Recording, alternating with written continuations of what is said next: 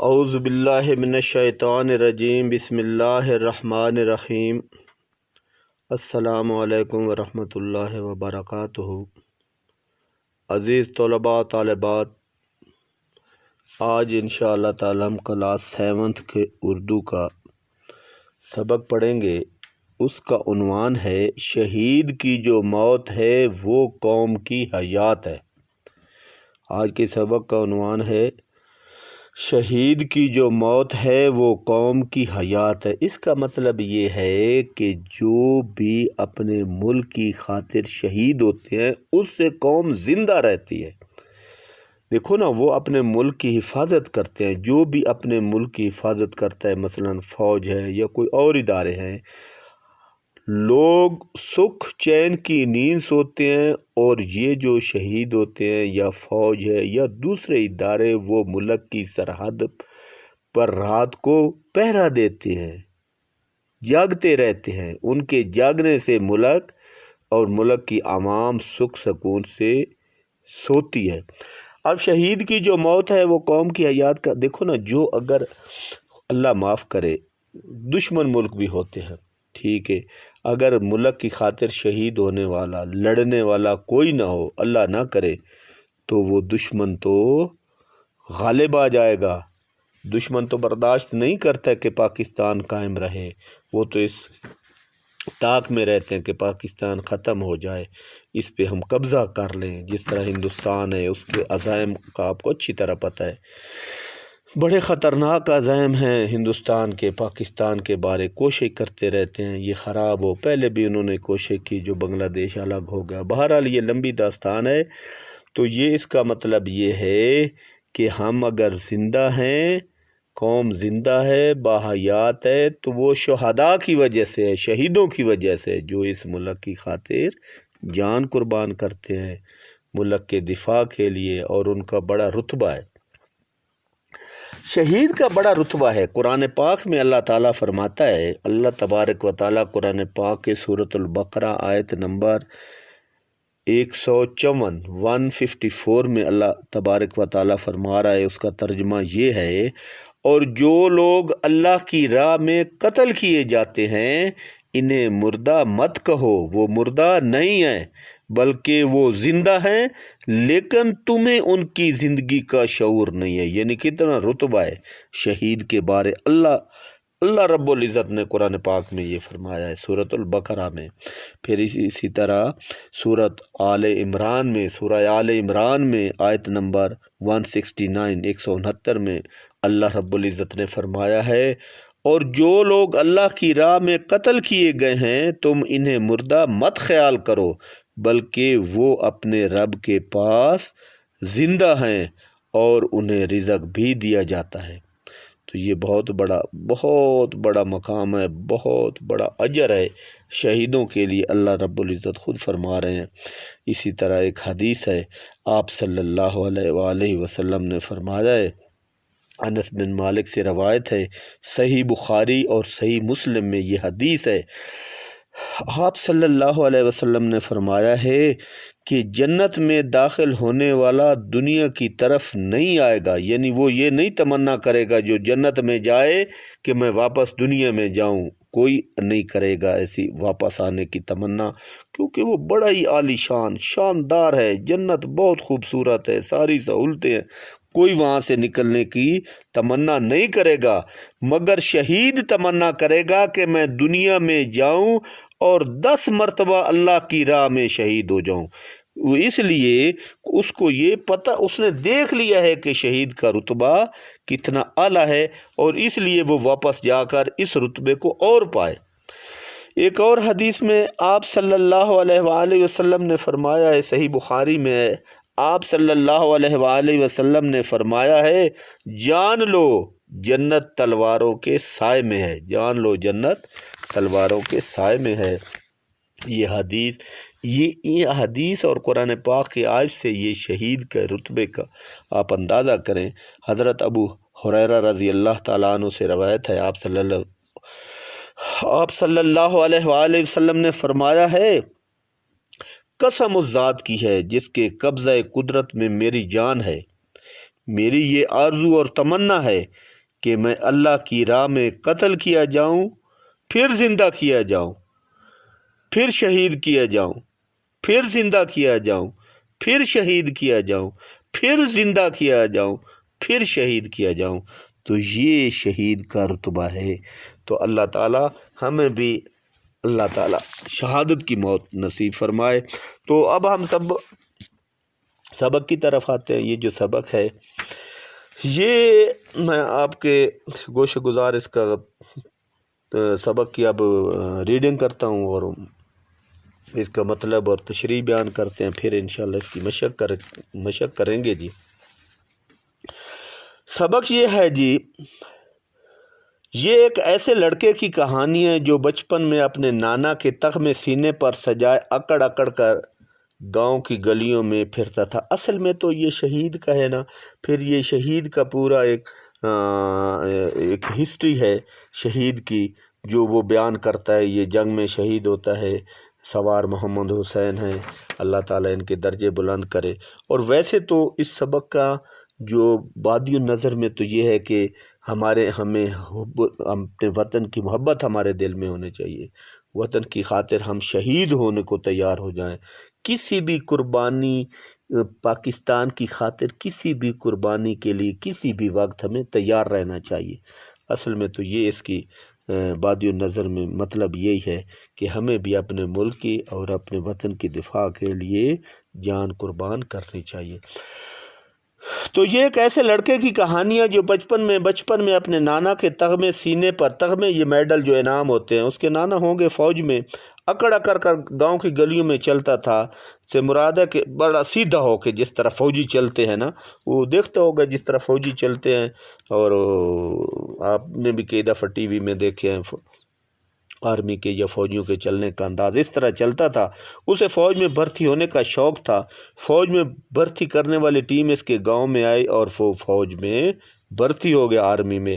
اسے اپنے خوابوں کی تعمیر مل گئی، یعنی وہ بڑا خوش ہوا جو اس نے خواب دیکھا تھا وہ اسے مل گیا کہ اب میں بھی اسی طرح آرمی میں جاؤں گا۔ تربیت مکمل ہونے کے بعد اسے ٹینک ڈرائیور بنا دیا۔ ٹینک جو یہ جو گولے برساتے ہیں ٹینک، اس کا ڈرائیور تھا، چلانے والا۔ 1971 کی جنگ میں وہ شکر گڑھ کے محاذ پر تھا۔ دشمن کا جارحانہ منصوبہ تھا، جارحانہ بڑا جنگی منصوبہ تھا کہ شکر گڑھ کے سرحدی علاقے سے پیش قدمی کرتے ہوئے، یعنی آگے بڑھتے ہوئے آئیں ظفروال، نارووال اور پسرور تک کا قبضہ۔ یہ شہروں کے نام ہیں، ظفروال، نارووال۔ ان کا منصوبہ یہ تھا کہ یہاں تک آئیں اور انڈین آرمی کا یہ منصوبہ تھا کہ یہاں تک آئیں اور قبضہ کر لیں۔ 3 دسمبر کی رات سب دفاعی مورچوں میں موجود تھے، یعنی دفاعی مورچے حفاظتی 3 دسمبر کی رات تھی تو مورچوں میں تھے۔ یہ نوجوان بے چینی کے عالم میں 2-3 بار سکواڈرن کمانڈر کے ٹینٹ کے پاس آیا، جو بڑا جو افسر تھا سکواڈرن کمانڈر، اور اس کے کچھ کہے بغیر واپس چلا گیا۔ کمانڈر نے پوچھا، جوان کیا بات ہے؟ تم میرے پاس آئے ہو مگر کوئی بات نہیں بتائی، بغیر بتائے چلے گئے ہو۔ کمانڈر نے دیکھا ہوگا نا کہ یہ میرے پاس آیا لیکن اس نے بات نہیں کی، واپس چلا گیا۔ ابھی نوجوان کچھ بھی اس نے نہیں کہا تھا۔ سکواڈرن کمانڈر نے کہا کہ مجھے معلوم ہے کہ خدا نے تمہیں بیٹے سے نوازا ہے اور تم بے تاب ہو اسے دیکھنے کے لیے، بے قرار ہو۔ کہ اس کمانڈر نے کہا کہ تمہیں اللہ تعالیٰ نے بیٹا دیا ہے تو تم شاید میرے پاس آئے ہو کہ مجھے چھٹی دو، میں گھر جاؤں اپنے بیٹے کو دیکھ کر آؤں، یہ کمانڈر نے کہا۔ آگے سے لڑکے نے کہا، نہیں سر، درخواست کرنے آیا ہوں کہ میری ڈیوٹی تبدیل کر دیں، میں آگے جانا چاہتا ہوں، آگے جا کر لڑائی کرنا چاہتا ہوں، آگے جنگ کرنا چاہتا ہوں۔ اس نے کہا کہ میں دشمن سے لڑنا چاہتا ہوں، میں گھر نہیں جانا چاہتا، مجھے آپ مشین گن سیکشن میں بھیج دیں، میں لڑائی میں براہ راست حصہ لیتا ہوں، کہ میں ڈائریکٹ لڑتا ہوں، براہ راست، بغیر کسی رکاوٹ کے، بغیر کسی واسطے کے دشمن کے ساتھ میں لڑتا ہوں۔ تو اس نوجوان نے کہا، نوجوان نے پرعزم لہجے میں اپنی خواہش کا پختہ ارادے سے اس نے یہ بات کی کہ مجھے آگے بھیجو، میں آگے لڑنا چاہتا ہوں۔ ٹھیک ہے، میں تمہیں رائفل ٹروپ میں بھیج دیتا ہوں، تم اسلحہ سپلائی کرنے والی گاڑی پر ڈیوٹی کرو گے. جو اسلحہ وہاں بارڈر پہ پہنچاتے ہیں نا، جہاں آرمی لڑ رہی ہوتی ہے، تو اسلحہ تو پیچھے ہوتا ہے، یہاں ڈمپ ہوتا ہے یا سٹور ہوتا ہے، وہاں سے وہ لے جاتے ہیں. تو انہوں نے کہا اچھا اس پہ آپ کی ڈیوٹی لگا دیتے ہیں، اور پھر جب موقع ملے مشین گن پر اپنا شوق بھی پورا کر لینا. کمانڈر نے کہا جوان سے. نوجوان اجازت ملنے پر بے حد خوش ہوا. اس نے کمانڈر کو سلوٹ کیا اور واپس سلوٹ کیا، جس طرح یہ فوجی سلوٹ کرتے ہیں نا. ایک تو عام سلام ہم دیتے ہیں، ایک فوجی سلوٹ کرتے ہیں ہاتھ اوپر کر کے. 6 دسمبر کو دشمن نے ایک ٹینک ریجمنٹ اور انفینٹری بٹالین کے ساتھ حملہ کیا. ایک دن کی لڑائی کے بعد دشمن نے ہمارے 2 دیہات وڈھالا گوجراں اور ٹھاکر دوارا، یہ علاقوں کے نام ایسے ہوتے ہیں نا دیہاتوں میں یا علاقوں میں، مثلا وڈھالا گوجراں اور ٹھاکر دوارا پر قبضہ کر لے، یہ وہ علاقے تھے. اس لڑائی میں ہمارے بہت سے جوان شہید بھی ہوئے. اب دشمن کے حملے کا رخ رائفل ٹروپ کی طرف تھا. یہ نوجوان رائفل ٹروپ کو اسلحہ پہنچاتا رہا، ساتھ ہی ساتھ وہ ٹروپ کمانڈرز کو پیغام رسانی کا کام بھی انجام دیتا رہا، یعنی ان کو اسلحہ بھی پہنچاتا تھا اور ان کو پیغامات بھی دیتا رہا. 7 دسمبر کو ہرڑ خرد، یہ پھر ایک جگہ کا نام ہے، ہرڑ خرد اور ہرڑ کلاں کے علاقے میں دشمن کی حرکات و سکنات کا جائزہ لینے کے لیے چند نوجوانوں کو بھیجا گیا. ان میں یہ نوجوان بھی شامل تھا، سوار محمد حسین بھی ان میں شامل تھا، جن کو آگے بھیجا گیا کہ ذرا دشمن کا پتہ کرے کہ کیا صورتحال ہے، کس طرف ان کی حرکات ہے، کدھر جا رہے ہیں، کدھر آ رہے ہیں، ان کا جائزہ لینے کے لیے کہ ان کو تو ان کی طرف بھیجا گیا. اب جنگ پیچیدہ مرحلے میں داخل ہو چکی تھی، یعنی جنگ جو ہے بڑے مشکل مرحلے میں داخل ہو چکی تھی. ہر طرف دھوئیں کے بادل اٹھ رہے تھے، دھماکوں کی آوازوں سے کان بہرے ہو رہے تھے. کسی خطرے کو خاطر میں نہ لاتے ہوئے یہ نوجوان آگے آگے بڑھتا گیا، یعنی کوئی جان کی پرواہ نہ کی، بالکل نہ ڈرا، آگے بڑھتا گیا اور ایک اونچی ٹیکری پر چڑھا.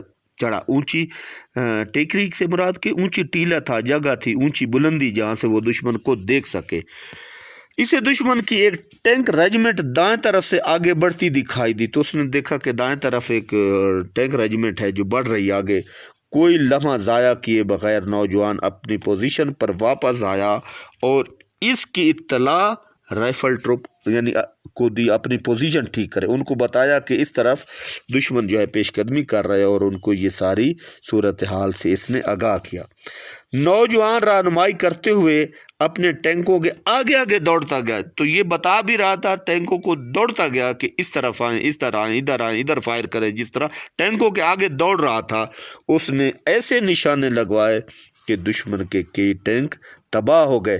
یعنی یہ جو رہنمائی کر رہا تھا، نشانے اپنی فوج سے لگوا رہا تھا، اس سے دشمن کے کئی ٹینک تباہ ہو گئے.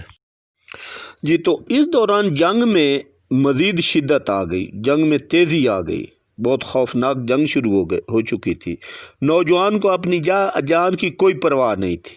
سوار محمد حسین کو کوئی پرواہ نہیں تھی اپنی جان کی. یہ ٹینکوں کے آگے دوڑ رہا تھا اور ان کو یہ رہنمائی کر رہا تھا کہ اس طرف گولے برسائیں، یہ کریں، اس طرف دائیں بائیں، ایسا آگے آگے ٹینکوں، اپنے پاکستان کے ٹینکوں کے آگے آگے دوڑتا ہوا اشارے کرتا جا رہا تھا.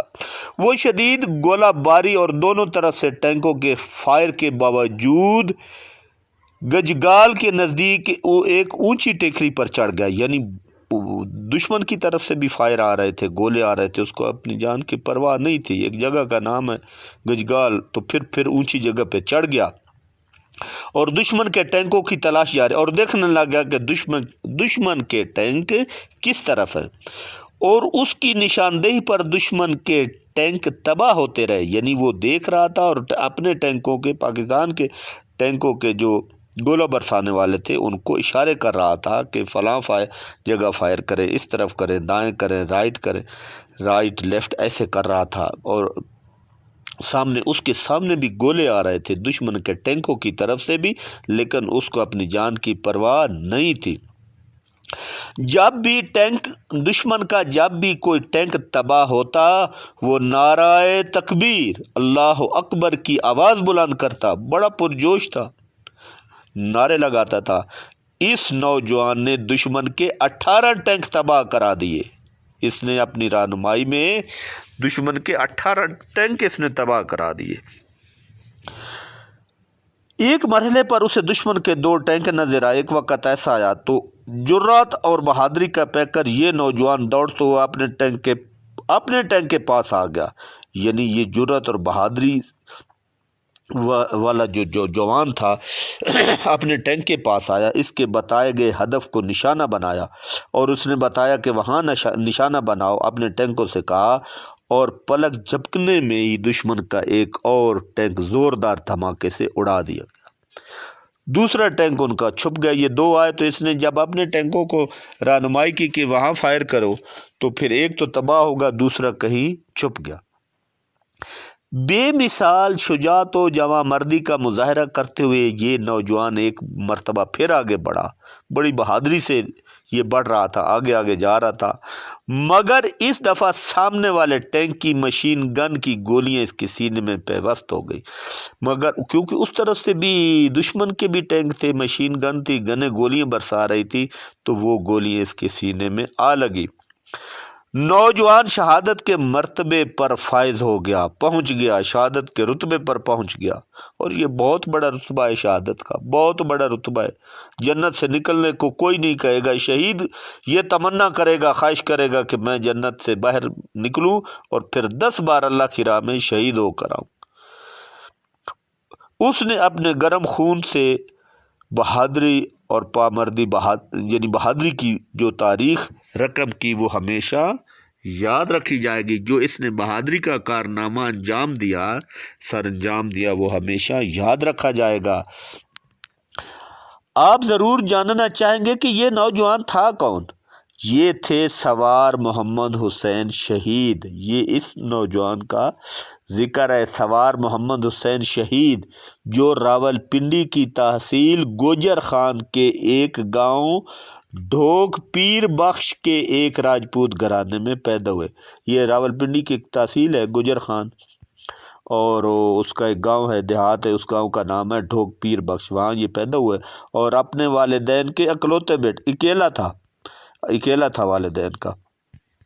جب ان کی شہادت کی خبر ان کے والد محترم روز علی کو ملی تو انہوں نے کہا، خدا کی قسم مجھے اپنے بیٹے کی شہادت پر فخر ہے، اگر میرے اور بیٹے بھی ہوتے تو میں ان کو بھی اپنے ملک و قوم کی حفاظت اور سربلندی کے لیے پیش کر دیتا، کہ میرے اور بیٹے بھی ہوتے تو میں ان کو پیش کرتا کہ وہ بھی اپنے ملک کی خاطر شہید ہوئیں، اپنے ملک کا نام بلند کرے سربلندی کے لیے۔ جب جنگ ختم ہوئی تو اس وقت کے صدر پاکستان اگلے مورچوں کا معائنہ کرنے شکرگڑھ کی سرحد پر آئے۔ پاکستانی افواج کے کمانڈر ان چیف نے انہیں سوار محمد حسین شہید کے بے مثال کارنامے سے آگاہ کیا۔ جب صدر پاکستان وہاں گئے تو وہاں جو کمانڈر تھا اس نے سوار محمد حسین کے یہ کارنامے ان کو بتائے، صدر پاکستان کو یہ بے مثال کارنامے بتائے۔ صدر پاکستان پاک دھرتی کے اس سپوت کو، یعنی اس لائق بیٹے کو کی جرت سے اس قدر متاثر ہوئے، اس قدر انہیں یہ اثر ہوا، اس کی بہادری کا اس طرح اثر ہوا صدر پاکستان کو، تو انہوں نے سوار محمد حسین شہید کے لیے نشان حیدر کا اعلان کیا۔ سوار محمد حسین شہید نے اپنی جان کا نذرانہ دے کر ہمیشہ کی زندگی کو حاصل کر لیا۔ سوار محمد حسین شہید کی بہادری کا یہ کارنامہ ہمیں ایک پیغام دیتا ہے کہ جب بھی ملک و قوم کو ہماری ضرورت پڑی، ہمیں کسی بھی قربانی سے دریغ نہیں کرنا چاہیے، یعنی انکار نہیں کرنا چاہیے۔ ہمیں جب بھی اپنے ملک کی خاطر اپنی جان قربان کرنے کا موقع ملے تو ہمیں پیچھے نہیں ہٹنا چاہیے. ہمیں اپنے پیارے وطن پاکستان کی حفاظت کے لیے تن من دھن قربان کر دینا چاہیے، اپنا سب کچھ قربان کر دینا چاہیے جو کچھ ہمارے پاس ہے. تو یہ تھے قصہ اور کہانی جناب سوار محمد حسین شہید کی. اللہ تعالیٰ ان کے درجے بلند فرمائے، اور اللہ تعالیٰ ہمیں بھی یہ سبق پڑھنے اور سننے کا مین مقصد یہ نہیں ہوتا کہ ہم اس کے سوال جواب یاد کریں اور پھر اگلی کلاسوں میں امتحان دے کے چلے جائیں، وہ تو ہے یہی، لیکن ہمیں بھی اس طرح اللہ تعالیٰ ہمیں توفیق دے، اللہ تعالیٰ ہمیشہ ہمارے اندر یہ شوق پیدا کرے کہ ہم بھی اپنے ملک کی خاطر اس طرح شہید ہوں. اور آپ کو جو شروع میں نے قرآن پاک کے آیات کی روشنی میں، احادیث کی روشنی میں یہ بات گوشہ گزار کی ہے کہ شہید کا بہت رتبہ ہے، بہت اعلیٰ رتبہ ہے. مرنا تو ہے ہی، ایک نہ ایک دن مرنا ہے، چاہے جیسے بھی ہو. آپ کو پتہ ہے، آپ اتنا تو جانتے ہیں، کوئی اس دنیا میں ہمیشہ نہیں رہا. تو جو یہ شہادت کی موت ہے یہ سب سے اعلیٰ موت ہے، یہ سب سے اعلیٰ موت ہے. یہ اللہ تعالیٰ کو بہت پسند ہے، شہید اللہ تعالیٰ کو بہت پسند ہے. تو ہماری دعا ہے کہ اللہ رب العزت ہمیں بھی اپنے ملک کی خاطر، اپنے دین اسلام کی خاطر شہادت کی موت نصیب فرمائے، اور ہم بھی اللہ کی راہ میں اپنے ملک کی خاطر شہید ہو جائیں. اللہ تعالیٰ ہم سب کا حامی و ناصر ہو. تو اب ہمیں اس کی مشق کریں گے، تو باقی انشاءاللہ جو مشق میں ہے وہ بیان کرتے ہیں. جی عزیز طلباء، اب اس کی مشق کرتے ہیں. مشق میں پہلے مشکل الفاظ کے معنی، پھر MCQ سوالات کے جوابات، اور باقی جو مشق میں ہے. مشکل الفاظ یہ ہیں جی: بے تاب، بے چین، پرعزم، پختہ ارادے کا مالک، پیش قدمی، آگے بڑھنا، جان کا نذرانہ پیش کرنا، جان قربان کرنا، دریغ، انکار، دفاعی، حفاظتی، سپوت، لائق بیٹا، سلیوٹ، فوجی انداز میں سلام پیش کرنا، معائنہ، جانچنا، پرکھنا، ہدف، نشانہ. یہ تو تھے اس کے مشکل الفاظ کے معنی بچوں. اب اس کے MCQ سوال ہے، اس کے 4 جواب ہیں. تو بس درست جواب میں پڑھوں گا، اسکرین پر بھی آپ کو نظر آ رہے ہیں، صحیح جواب ٹک کیا ہوا ہے. سوار محمد حسین نے کب شہادت پائی؟ 1971 کی جنگ میں. سوار محمد حسین کس سیکشن میں جانا چاہتے تھے؟ مشین گن سیکشن میں. سوار محمد حسین شہید کس چیز کے آگے آگے دوڑتے جاتے تھے؟ ٹینکوں کے آگے. سوار محمد حسین شہید کی نشاندہی پر دشمن کے کتنے ٹینک تباہ ہوئے؟ 18. سوار محمد حسین شہید کے کتنے بھائی تھے؟ 1. پاکستان کا سب سے بڑا فوجی اعزاز کیا ہے؟ نشان حیدر. سوار محمد حسین شہید کس محاذ جنگ پر شہید ہوئے؟ شکر گڑھ. اچھا، یہ تو تھے اس کا درست جواب کا انتخاب MCQ. اب اس کے سوالات کے جواب ہیں جی. سوال یہ ہے جی: سوار محمد حسین کا تعلق کہاں سے تھا؟ جواب: سوار محمد حسین کا تعلق راولپنڈی کی تحصیل گوجر خان کے ایک گاؤں ڈھوک پیر بخش سے تھا. سوال: 1971 میں سوار محمد حسین شہید کس محاذ پر تھا؟ 1971 کی جنگ میں وہ شکر گڑھ کے محاذ پر تھا. سوال: سوار محمد حسین کی بے چینی کا سبب کیا تھا؟ جواب: سوار محمد حسین جنگ میں براہ راست حصہ لینے کے لیے بے چین تھا. سوال: دشمن کا ٹینک تباہ ہونے پر سوار محمد حسین کیا کرتا تھا؟ جواب: جب بھی دشمن کا کوئی ٹینک تباہ ہوتا تو سوار محمد حسین نعرہ تکبیر اللہ اکبر کا نعرہ بلند کرتا۔ سوال: سوار محمد حسین کی شہادت ہمیں کیا پیغام دیتی ہے؟ جواب: سوار محمد حسین کی شہادت ہمیں یہ پیغام دیتی ہے کہ جب بھی ملک کو ہماری ضرورت پڑے تو ہمیں کسی قربانی سے دریغ نہیں کرنا چاہیے اور اپنے وطن کی حفاظت کے لیے تن من دھن قربان کر دینا چاہیے، یعنی اپنے وطن کی خاطر شہید ہونے کو ترجیح دینی چاہیے، اپنی وطن کی خاطر جان قربان کرنی چاہیے۔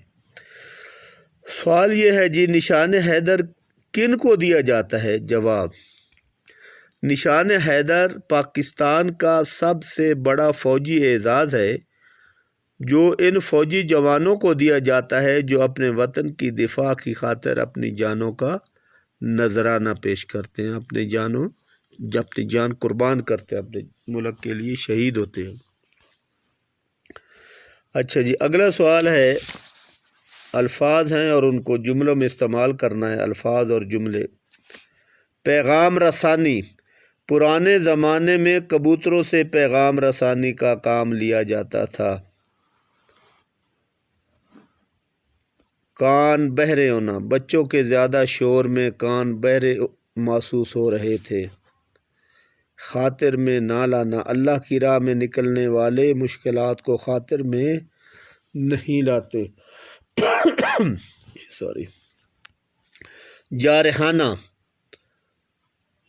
شاہد آفریدی ہمیشہ جارحانہ بیٹنگ کرتا ہے۔